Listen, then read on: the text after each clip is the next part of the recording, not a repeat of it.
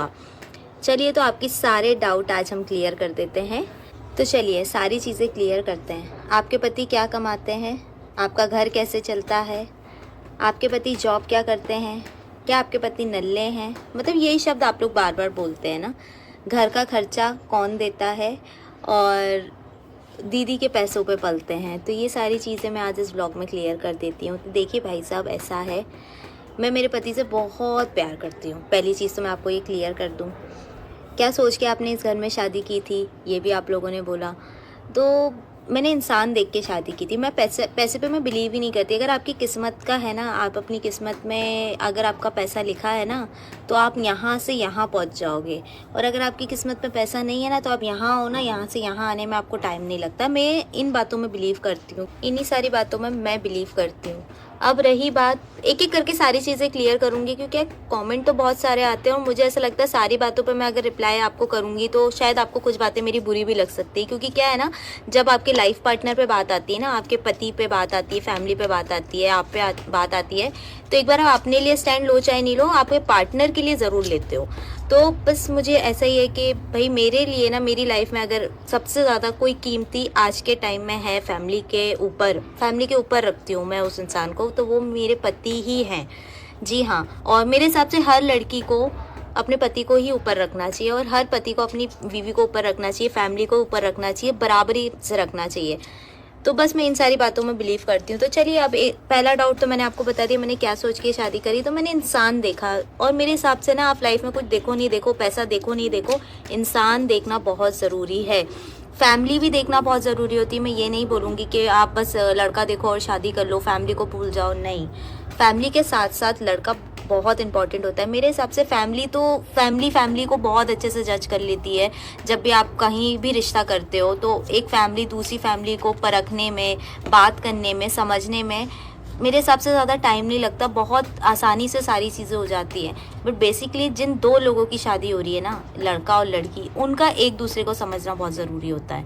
अगर ये दोनों एक दूसरे को समझ लेंगे तो आपकी लाइफ ना बहुत पैरेलल चलेगी, मतलब इकट्ठे आप एक साथ चलोगे, मेरा मानना ऐसा है। चलिए, ये बात तो अलग हो गई। तो चलिए पहला डाउट क्लियर कर देते हैं कि क्या करते हैं आपके पति। सारा दिन घर पे रहते हैं। तो भाई सारा दिन घर पे रह के भी काम किया जा सकता है। आप लोग ऐसा क्यों सोचते हैं कि जो इंसान घर पे वो काम नहीं करता।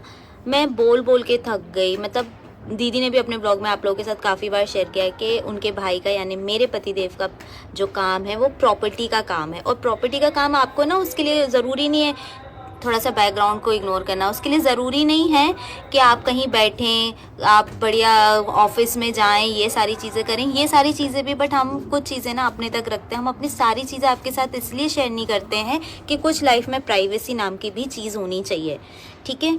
तो मेरे पति का जो काम है आज आपको फिर से बता देती हूँ, और ये पहली और आखिरी बार ही बताऊँगी कि मेरे पति का काम जो है प्रॉपर्टी का काम है। ये उनका सेकेंडरी काम है। अब आप पूछेंगे कि पहला काम क्या है, तो मैं आपको बता दूं, उनका जो प्राइमरी काम है ना, जो पहला नंबर का काम है, जो वो घर बैठ के करते हैं सारा दिन, वो है उनका सोशल मीडिया। जी हाँ, सोशल मीडिया पे आपको पता है, तिवारी जी के लड़के जो लोग जानते हैं, है ना, और मेरे जो पतिदेव हैं, मैं बात कर रही हूँ अभय जी की। जी हाँ, उनका मेन काम जो है वो सोशल मीडिया का काम है। कि भाई सारा दिन अगर आप लोगों को लगता है ना रील बनाते, वीडियो बनाते, तो ये रील वीडियो बनाना भी हमारा काम है। ब्रांड्स के काम होते हैं, कोलैबोरेशन के काम होते हैं, सारी चीज़ों को डील करना, पूरे 2-2, 3-3 सोशल मीडिया प्लेटफॉर्म को मैनेज करना। इवन मेरी सारी चीज़ें मेरे पतिदेव ही मैनेज करते हैं, चाहे वो मेरा इंस्टा अकाउंट हो, चाहे वो मेरा फेसबुक अकाउंट हो, चाहे वो हमारे दोनों यूट्यूब चैनल हो। जी हाँ, ये सारी चीज़ें हम मेरे पतिदेव ही करते हैं। तो आप कैसे बोल सकते हैं कि वो सारा दिन से बैठ के फ़ोन चलाते हैं या घर में वीडियो बनाते हैं। वीडियो बनाना बहुत बड़ा काम होता है। जिनको ये लगता है ना कि यार क्या है ये लोग डांस कर रहे हैं, क्या है ये वीडियो बना रहे हैं, हर चीज़ का वीडियो बना रहे हैं।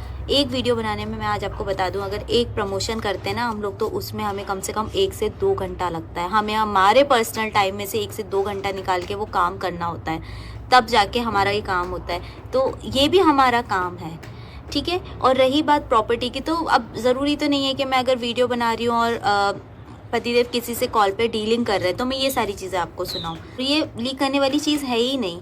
तो ये चीज़ आज आप लोग क्लियर कर लीजिए। मेरे पतिदेव के पास बहुत काम है, वो नल्ले नहीं हैं, ना वो किसी की कमाई खाते हैं, वो अपने दम पे काम करके आज यहाँ हैं, इतने सक्षम हैं कि अपनी बीवी और अपने परिवार को खुश रखते हैं। तो अब आप लोगों को मुझे लगता है कि ये डाउट क्लियर हो गया कि मेरे पति क्या करते हैं। तो मेरे पति के बेसिकली 2 काम है, पहला है सोशल मीडिया और दूसरा है प्रॉपर्टी का, ठीक है। तो अब प्लीज़ आप लोग नेगेटिव कमेंट मत कीजिएगा, क्योंकि क्या है ना, सामने वाला इंसान नहीं बोलता है, उसको वो पता है वो इस नेचर के ही नहीं है, उनका नेचर ऐसा है, बोल लो, आप बोल के खुश हो ना तो हम सुन के खुश हो जाएंगे, वो इसमें बिलीव रखते हैं। वो इंसान मतलब जो आपको ऐसा लगता होगा कि यार ऑनलाइन ऑफलाइन, उनका नेचर ही ऐसा ना, वो घर में ऐसे हैं। अगर किसी से कोई बातचीत गलती हो रही है तो वो कभी किसी को नहीं टोकते, एक बार समझाने का काम है, समझाएंगे और उसके आगे वो कुछ नहीं बोलते। उनका मतलब जो नेचर है ना, बहुत सॉफ्ट हार्टेड नेचर है। भाई आप खुश हो ना तो वो खुश है, इसमें बिलीव करते हैं। और मेरे को ऐसा लगता है ऐसा इंसान ना दुनिया में बहुत बहुत कम लोग होते हैं जो इतने साफ दिल के होते हैं कि दूसरे की खुशी में खुश होने वाला बहुत बहुत ही कम मिलते हैं मेरे हिसाब से। मैंने तो लाइफ में बहुत देखे हैं लोग, बहुत देखे हैं। आजकल तो मैं सच बताऊँ ना, सबको अपनी पड़ी रहती है, कोई किसी के लिए नहीं सोचता है। तो ये डाउट आज आप लोगों को क्लियर हो गया होगा। अब बेसिकली हमारा जो घर का आप बोलते हैं खर्चा, तो ये जिस घर में हम रह रहे हैं, ये आप लोगों को मैं बता दूं फिर से, एक बार पहले क्लियर हो चुकी हैं सारी बातें, बट फिर भी मुझे ऐसा लगता है कि एक बार मुझे बता देना चाहिए, क्योंकि आप लोग ना एक एक चीज़ बोलते हैं तो फिर वो ना बड़ा दिल में ना चुभती है। तो ये जो हमारा घर है ना, ये रेंट का घर है, और सिर्फ रेंट का घर ही नहीं है, रेंट का घर को मैनेज करना, घर का राशन, बिजली, पानी, खाना, बहुत सारे एक्सपेंसिव होते हैं, खुद की चीज़ें, पर्सनल, ये सारी चीज़ें। तो हम आपको बता दें कि अगर आपको ये लगता है कि हम दीदी के पैसों पे पलते हैं, दीदी पूरा खर्चा उठाती है, तो आप यहाँ बिल्कुल गलत है। यहाँ बराबरी का खर्चा उठता है। अगर दीदी और पतिदेव साथ में हैं तो ये दीदी ने ही डिसाइड किया था कि हम आधा आधा करेंगे, ठीक है। तो हमारा डे 1 से है कि आधा जो भी खर्चा होता है घर का, हम चाहे वो रेंट हम दें, चाहे किराना हम दें, या दीदी किराना दे या दीदी रेंट दे, जो भी रहता है वो हम लोग अपने अकॉर्डिंग मैनेज कर लेते हैं। और मुझे ऐसा लगता है अगर आप ये सारी चीज़ें मैनेज करके चलते हैं ना, तो आपकी लाइफ में आप बड़े खुश रहते हैं, ठीक है। तो आप लोगों को हम ये भी क्लियर कर देते हो, हमारे यहाँ जो भी चीज़ होती है वो डिवाइडेड होती है कि भाई आधा आपका आधा हमारा, ऐसा आधा आधा खर्चा हम डिवाइड करके चलते हैं। तो आप ये बिल्कुल भी नहीं बोल सकते कि हमें दीदी पाल रही हैं या दीदी को हम पाल रहे हैं, बिल्कुल भी नहीं। दीदी भी अपना खर्चा खुद उठा रही हैं और पतिदेव मेरा और मेरी फैमिली का खर्चा खुद उठा रहे हैं। तो प्लीज़ आप लोग ये सारी चीज़ें मत बोला करिए। पता है ये सारी चीज़ों में क्या होता है ना कि मतलब अच्छा नहीं लगता ये सारी, मतलब मैं सोच रही इतना दिमाग आता कहाँ से भाई, 2 4 6 लोग, मुझे समझ नहीं आता ये इतनी नेगेटिविटी कहाँ से ढूंढ के ले आते हैं। अब मैं आपको बता दूँ मेरे परिवार वालों ने क्या सोच के शादी करी, मैंने थोड़ा सा आगे बोला था तो मैं यहाँ भी क्लियर कर दूँ कि भाई मेरे घर वालों ने सिर्फ लड़का देखा और फैमिली देखी, ठीक है। फैमिली से पहले लड़का देखा कि भाई मेरी लड़की वहाँ खुश रहेगी या नहीं।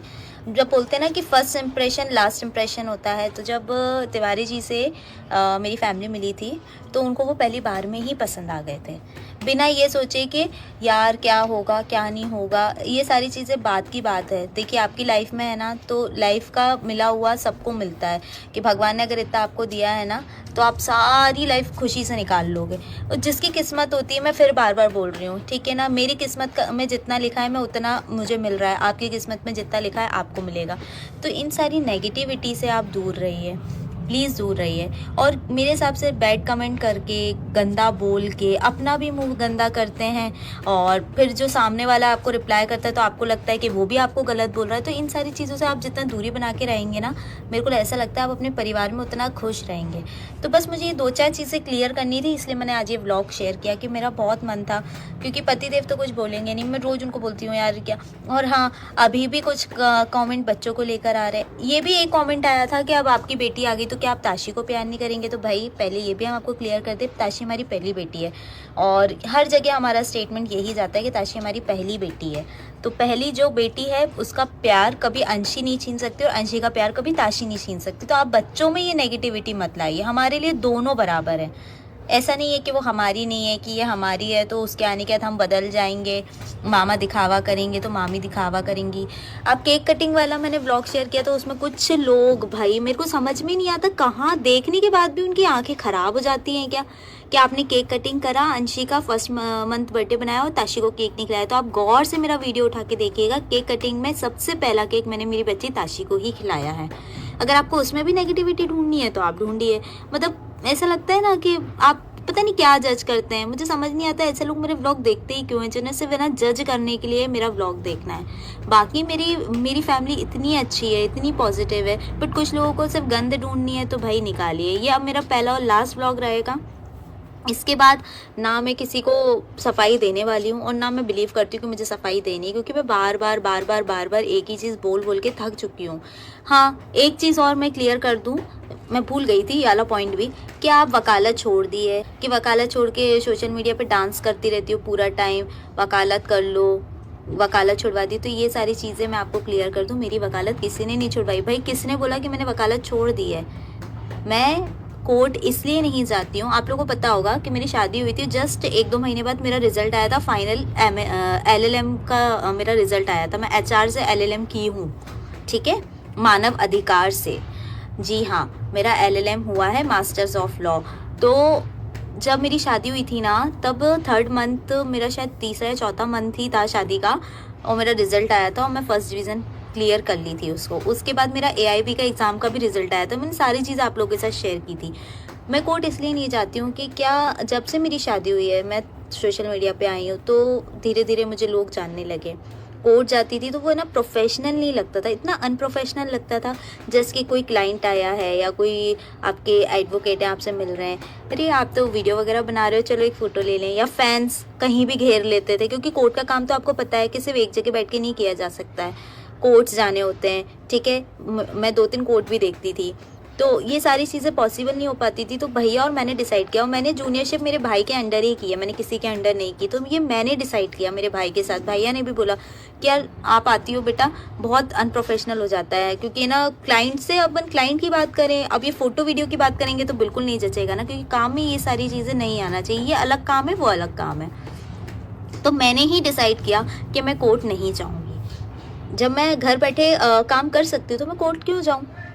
तो ये मेरा नज़रिया है इसमें। ये मेरी फैमिली का तो कुछ आता ही नहीं कि आपके पति ने आपको कोर्ट जाने से रोका। भाई मेरे पति ने प्राउडली बोलते हैं मेरी वाइफ एडवोकेट है, और मुझे ऐसा लगता है ना, जितना प्राउड वो मुझ पे करते हैं इतना कोई भी नहीं करता होगा।